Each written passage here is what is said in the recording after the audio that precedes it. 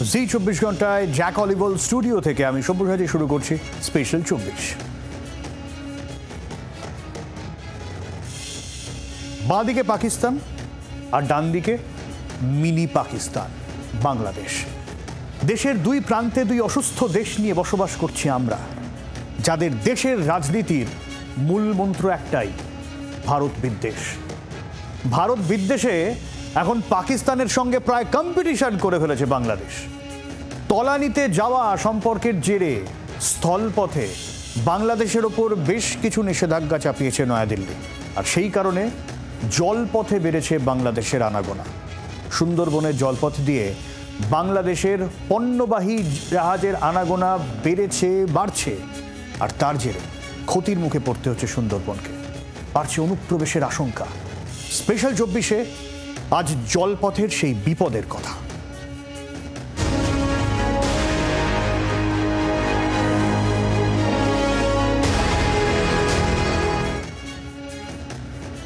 জাতীয় জলপথ 97 বা সুন্দরবন জলপথ, এই জলপথ দিয়ে যাতায়াত বাংলাদেশি জাহাজের।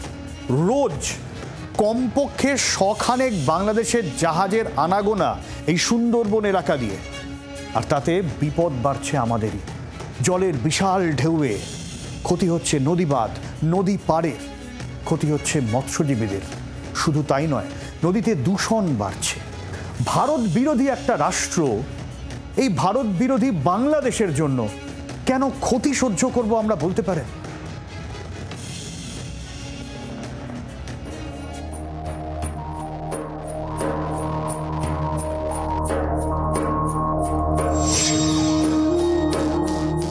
গত মার্চে এই নিয়ে সংসদে সুর চড়িয়েছিলেন জয়নগরের সাংসদ প্রতিমা মণ্ডল। বাংলাদেশি জাহাজের জন্য ক্ষতি হচ্ছে সুন্দরবনে, দ্রুত পদক্ষেপের দাবি করেছিলেন তৃণমূল সাংসদ। The port is connected with the riverine ports of Bangladesh and Indian state of Assam by National Waterway 97 Sundarban Islands Waterways and Indo-Bangladesh Protocol waterways. Every day, more than 100 large cargo ships come from our neighboring country Bangladesh to India for trading purpose by using the waterways of Sundarban.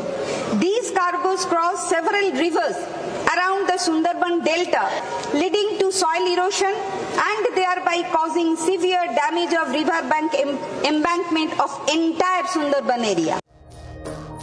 কিন্তু তারপরেও কাজ হয়নি। সুন্দরবনের মাঝ দিয়ে বয়ে যাওয়া নদীর উপরেই চলছে বাংলাদেশি পণ্যবাহী জাহাজের অবাধ যাতায়াত। জাতীয় জলপথ 97 বা সুন্দরবন জলপথ দক্ষিণ 24 পরগনার নামখানা থেকে বাংলাদেশের 18 বাঁকি খাল পর্যন্ত হুগলি নদীর ওপর দিয়ে এই জলপথ গিয়েছে। কলকাতা হলদিয়া থেকে বাংলাদেশের খুলনা, মংলা, চট্টগ্রাম বন্দর রুট এই জলপথে, যা সুন্দরবনের মধ্যে দিয়ে রোজ কমপক্ষে 100-র বেশি বাংলাদেশি কার্গোর যাতায়াত। এই যাতায়াতেই বাড়ছে বিপদ।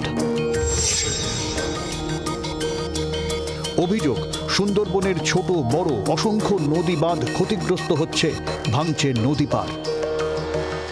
আমাদের ইউরোপের জোন অর্থাৎ ভালনারেবল দোদুল্যমান এরিয়া বসবা ব্লকের কুমিরবাড়ি, মিধাঘেরি, কুমিরবাড়ি, মোল্লাখালী, সাতজেলিয়া, রাঙাবেলিয়া, গোসবা, বালিয়ন, বালিটু এবং সামগ্রিক জায়গা দিয়ে ভাঙন প্রবণ এরিয়া দিয়ে তারা যায় এবং সেখানে অনেক বেশি ভাঙন তৈরি হয়।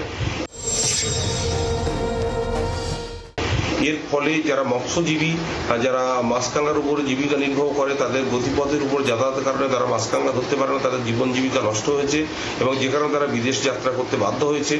এবং তার সঙ্গে সঙ্গে সুন্দরবনের যে পরিমাণ পলিউশন বা পলিউটেন্ট দূষক তারা ছড়ায়, তার পরিমাণ অনেক অংশে বেশি, কারণ তারা প্রতি ঘন্টায় 80 লিটার করে ডিজেল তারা পোড়ায়। বাংলাদেশের সঙ্গে স্থলপথে নানান বিধিনিষেধ জারি করেছে নয়াদিল্লি। দাবি, সেই চাপটা এসে পড়ছে জলপথে, ফলে বাংলাদেশি জাহাজের যাতায়াত বেড়েছে আরও। বড় বড় ঢেউয়ের ধাক্কায় দুর্বল হচ্ছে নদীবাঁধ। স্থানীয় প্রশাসন দাবি তুলছে, দ্রুত ব্যবস্থা না করলে সুন্দরবনের বিপদ, কারণ কেন্দ্রীয় সাহায্য এখানে অপ্রতুল। বাংলাদেশি জাহাজ বিপদ বাড়াচ্ছে সুন্দরবনের। ক্যানিং থেকে প্রসেনজিৎ সর্দারের রিপোর্ট, জি 24 ঘন্টা। স্থানীয়দের কথা শোনাই এবার। প্রত্যেকেই বলছে দিনের পর দিন চোখের সামনে তাদের দ্বীপের ক্ষতি হচ্ছে, আর এটা দেখতে হচ্ছে। এমনকি যাতায়াতেও সমস্যা হচ্ছে তাদের। শত্রু দেশ বনে যাচ্ছে ক্রমশ বাংলাদেশ। তাদের জন্য বাংলার সুন্দরবন কেন এই ক্ষতি সহ্য করবে, কেন ক্ষতি সহ্য করবে এখানকার সাধারণ মানুষ?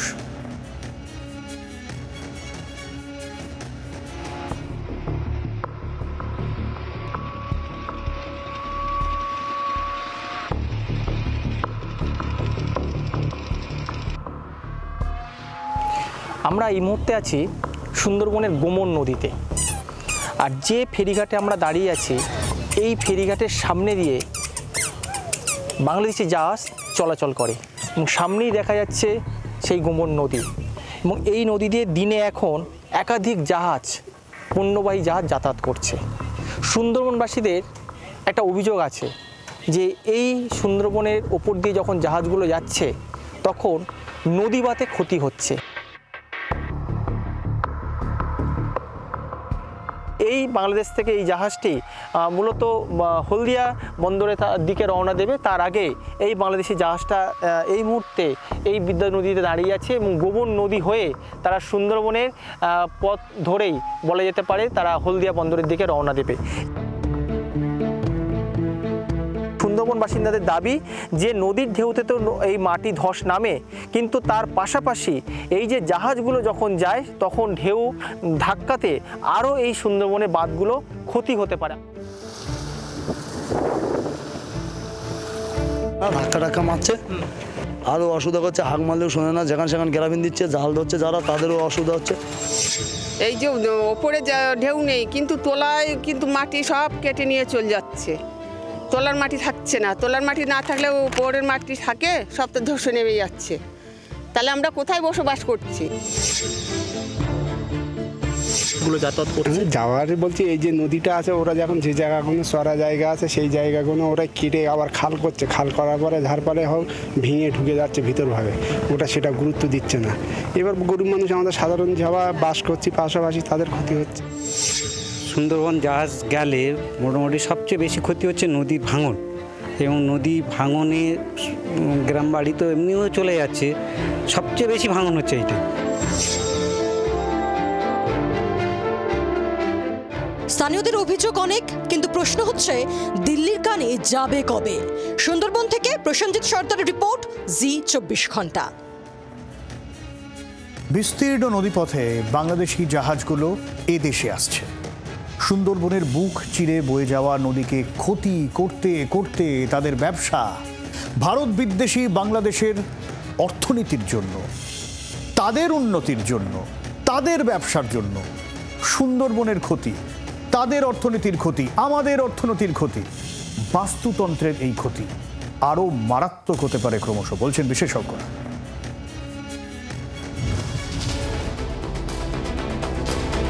ন্যাশনাল ওয়াটারওয়েজ 97 ধরে প্রচুর পরিমাণে বাংলাদেশি জাহাজ এবং তাতে আনাগোনা চোখে পড়ছে, স্থানীয়রা বলছেন এবং প্রশাসনও স্বীকার করে দিচ্ছে। এখন মুশকিলটা হচ্ছে যে এই যে হঠাৎ করে জাহাজের আনাগোনা বেড়ে যাওয়া, তার ফলে সুন্দরবনের যে বাস্তুতন্ত্র এবং নদী বাঁধ সেটি ক্ষতিগ্রস্ত হচ্ছে। উত্তর হচ্ছে হ্যাঁ। রুটটা কীরকম? রুটটা হচ্ছে রায়মঙ্গল নদী ধরে এরা হেমনগর, আমাদের এখানে কাস্টমস চেক পয়েন্ট আছে, সেখানে পর্যন্ত প্রথমে বাংলাদেশের জাহাজগুলো আসে রায়মঙ্গল ধরে, এবং সেখান থেকে কুমিরমারি থেকে মোল্লাখালী থেকে পাখিরালা থেকে এগোতে থেকে ঝড়খালি হয়ে ফাইনালি নামখানা এবং শেষ পর্যন্ত কলকাতা বন্দর।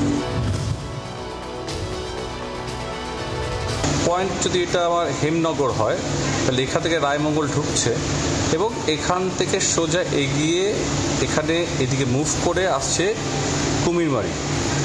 কুমিরমারি থেকে এটা যখন এগিয়ে আসছে মোল্লাখালী থেকে এবার সে পাখিরালা অর্থাৎ এইদিকে টার্ন নিয়ে সে আরও এগোচ্ছে তো ফাইনালি এইখানে একটা স্ট্রেচের মাধ্যমে জাহাজগুলো এদিকে ঢুকছে। এখানে হয়ে যাচ্ছে সাগর আইল্যান্ড, এবং সাগর আইল্যান্ড থেকে যদি এইদিকে যায় তাহলে এখানটা হচ্ছে আমাদের হুগলি। তা মোটামুটি এই ধরে মানে হেমনগর থেকে ঢুকে এইখানে কাস্টমস ক্লিয়ার করে কুমিরমারি ধরে মোল্লাখালী হয়ে ওরা পাখিরালা হয়ে একদম সোজা চলে আসছে আমাদের নামখানা এরকম একটা কোনো জায়গায়, এবং নামখানা থেকে আরও এগিয়ে সাগর আইল্যান্ড ধরে ফাইনালি হুগলি নদী। অতিরিক্ত চলাচলের জন্য, বিশেষ করে রাতে চলাচলের জন্য কি হচ্ছে, যেসব মৎস্যজীবীরা জাল পাচ্ছেন তাদের জাল ছেড়ে যাচ্ছে, নৌকাডুবি হচ্ছে, এবং বড় জাহাজে বড় প্রপেলার এবং দিনরাত যাতায়াতের জন্য যে বালিটা জমবে, সেডিটেশনটা হবে, সেটা ক্ষতিগ্রস্ত হচ্ছে। বড় বড় ঢেউ তৈরি করছে এবং তার ফলে যেটা হচ্ছে নদীবাঁধ ক্ষতিগ্রস্ত হচ্ছে। তো এটা অনেকেই আশঙ্কা করছে যেটা বাস্তুতন্ত্রের ক্ষতি, এটা কিন্তু সত্যি অর্থে বাস্তুতন্ত্রের ক্ষতি হচ্ছে সবাই। ব্যুরো রিপোর্ট, জি 24 ঘন্টা। তবে শুধু নদী পার আর সুন্দরবনের নদীর যে ক্ষতি হচ্ছে তা কিন্তু নয়, সুন্দরবনের সার্বিক বিপদ বাড়াচ্ছে বাংলাদেশ। বড় বড় জাহাজের এই অবাধ যাতায়াত বাড়ছে অনুপ্রবেশের সংখ্যা। একেই অরক্ষিত নদী নিয়ে উদ্বেগ থাকে, তার উপর এই ধরনের জাহাজ সুন্দরবনের গ্রামবাসীদের কপালে আরও চওড়া হচ্ছে চিন্তার ভাঁজ।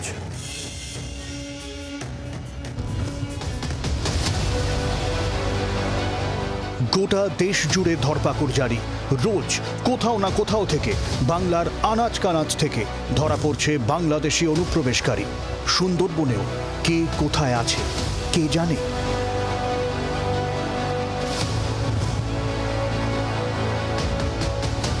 স্থানীয়রা বলছেন, সুন্দরবন এলাকায় বিএসএফ এর নজরদারি কম, শুধুমাত্র সীমান্ত এলাকায় টহলদারি আছে। বাকি উপকূলবর্তী এলাকা যেমন পাখিরালয়, সাতজেলিয়া বা বিদ্যাধরী নদীর ওপর সেভাবে নজরদারি নেই। স্থানীয় প্রশাসনই নদীপথে টহল দেয়, কিন্তু নদী পেরিয়ে এপারে আসার রাস্তা তো অনেক। তারপর বাংলাদেশের বাণিজ্যিক জাহাজের অবাধ আনাগোনা। সুন্দরবনের হ্যামিল্টন আইল্যান্ডের পাশ দিয়ে ভারত বাংলাদেশ আন্তর্জাতিক সীমানা পেরিয়ে পাখিরালয়ে সাতজেলিয়া হয়ে বিদ্যাধরী নদীতে যাতায়াত বাংলাদেশি পণ্যবাহী জাহাজগুলোর। সুন্দরবনের ওপর দিয়ে বেশিরভাগ বাংলাদেশি জাহাজই যাতায়াত করছে। ফলে সেই জাহাজে কি আছে, কারা আছে, এসে তারা থেকে যাচ্ছে কিনা, সেই দুশ্চিন্তা গ্রাস করছে সুন্দরবনবাসীকে। ক্যানিং থেকে প্রসেনজিৎ সর্দারের রিপোর্ট, জি 24 ঘন্টা। গত কয়েকদিনে দেশের কি পরিস্থিতি আমরা প্রত্যেকেই জানি। দেশের বিভিন্ন প্রান্ত থেকে একের পর এক অনুপ্রবেশকারী পাক চর সন্দেহে অনেককে ধরা হচ্ছে। এই বাংলা থেকেও ধরা হয়েছে। বাংলায় আজই এনআইএ অভিযান চলেছে বেশ কয়েকটা জায়গায়, গোটা দেশ জুড়ে অভিযান চলছে। সুন্দরবনে একাধিক অনুপ্রবেশকারী ধরা পড়েছে, আর গোটা দেশ জুড়ে যা চলছে তাতে উদ্বেগ আরও বেড়েছে সুন্দরবনবাসীর। বাংলাদেশি জাহাজের এই যে আসা যাওয়া, এতে সন্দেহ হচ্ছে তাদের। দাবি উঠছে আরও নজরদারি বাড়ুক, বন্ধ হোক এই বাংলাদেশি জাহাজের যাতায়াত।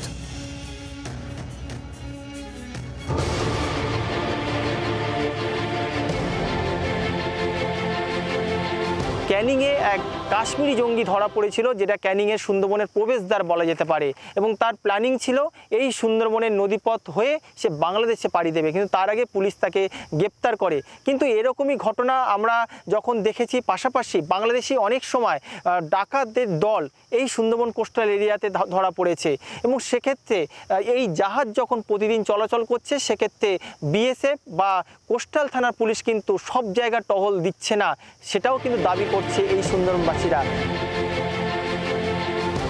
দিয়ে যখন জাহাজ যাতায়াত করছে, সবচেয়ে বেশি কিন্তু জঙ্গির আশাটা বেশি।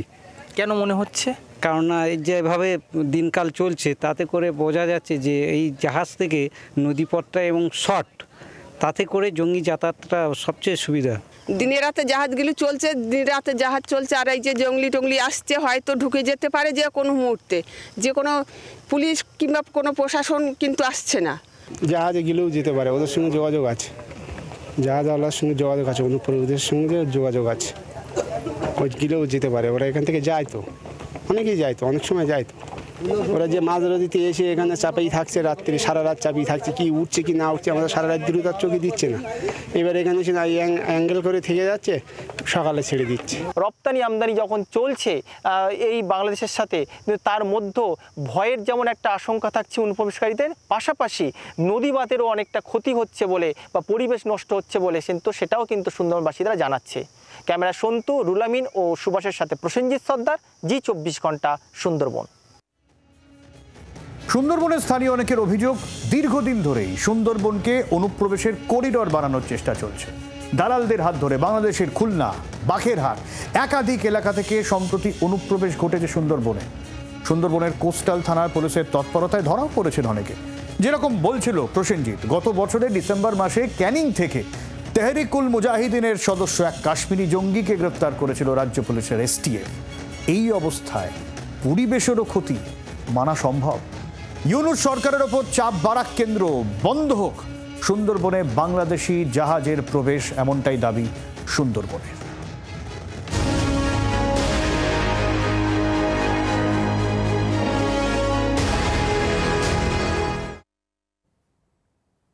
আর এসবের মধ্যেই বারবার যে খবর জানাচ্ছিলাম, ভারতে পাকিস্তান চরচক্রের একের পর এক পর্দাফাঁস। গোয়েন্দাদের জালে আরও এক পাক গুপ্তচর, পাক চর কাসিমের ভাই হাসিম, তাকেও গ্রেপ্তার করা হয়েছে। 3 ISI অফিসারের তত্ত্বাবধানে হাসিমের প্রশিক্ষণ হয়। লাহোরে সেনা শিবিরে হাসিমের এই প্রশিক্ষণ চলে বলে খবর।